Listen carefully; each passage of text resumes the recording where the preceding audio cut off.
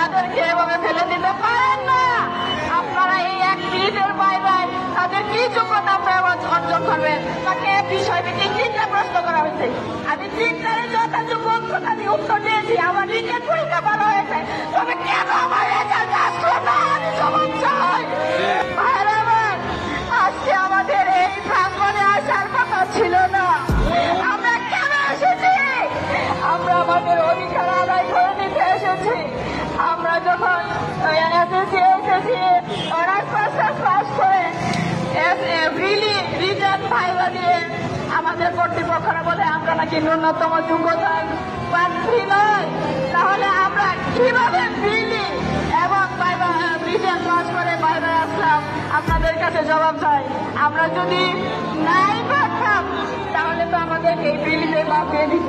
আমাদের যোগ্যতার বহির্গত যদি আমরা নাই করতে পারতাম